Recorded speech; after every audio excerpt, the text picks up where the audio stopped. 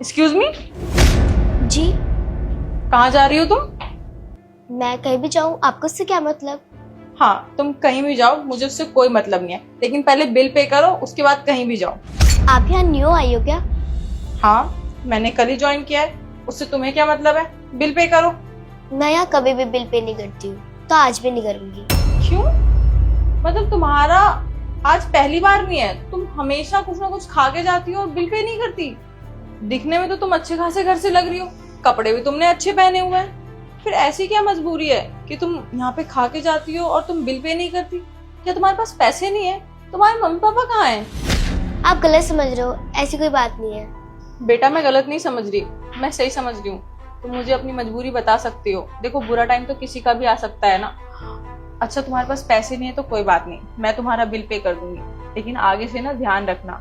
वैसे तुम यहाँ पे आके खा सकती हो, वैसे तो यहाँ के ओनर बहुत अच्छे हैं, लेकिन फिर भी अगर तुम डेली खाने आओगी तो शायद यहाँ के ओनर तुम पे गुस्सा करें। तो आगे से जब भी आना ना तो मेरे साथ आ जाया करना और खा के चले जाना, मैं बिल पे कर दूंगी तुम्हारा, ठीक है? क्या हो गया? क्या चल रहा है यहाँ पे? वो देखो ना, ये बच्ची दिखने में तो अच्छी खासी घर से लग रही है, लेकिन इसके पास ना बिल पे करने के पैसे नहीं है। तो मैंने सोचा मैं इसका बिल पे कर दूंगी, लेकिन आप इसको कुछ बोलना मत, अभी ये बहुत छोटी है, क्या पता इसको भूख लगी हो और ये खाने आ गई हो।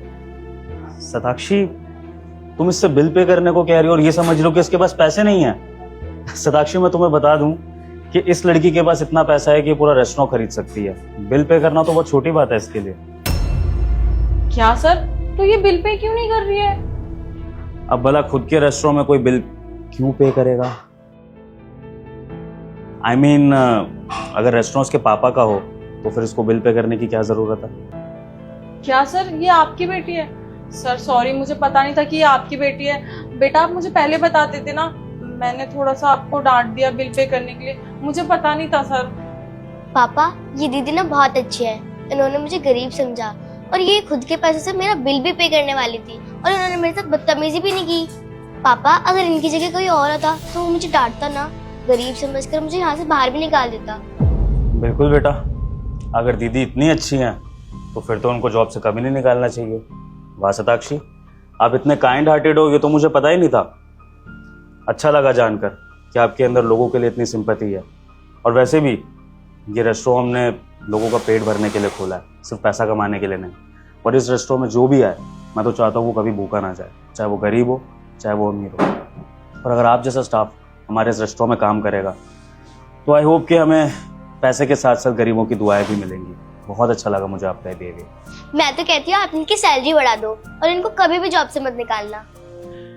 हाँ बेटा, बिल्कुल जैसा आप कहोगे वैसा ही होगा। अच्छा, अब एक काम करो, अब आप नीचे जाओ और पापा का वेट करो, तब तक पापा दीदी से बात करके आते हैं। थैंक यू दीदी, आप बहुत अच्छी हो।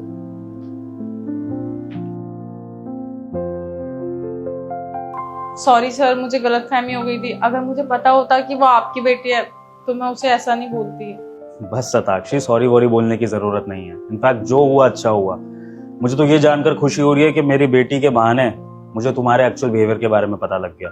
वरना आजकल स्टाफ तो आता है, लेकिन पीठ पीछे क्या बदतमीजी कर रहा है, उसका क्या बिहेवियर रहता है, ओनर को क्या पता। लेकिन अब मेरी बेटी के बहाने मुझे ये पता लग गया कि तुम कितनी अच्छी हो, और मुझे ये भी यकीन है कि तुम फ्यूचर में मेरा रेस्टोरेंट अच्छे से चला सकती हो। तो जैसा कि मेरी बेटी ने कहा, तुम्हारी सैलरी भी बढ़ाई जाएगी और तुम्हारा प्रमोशन भी होगा।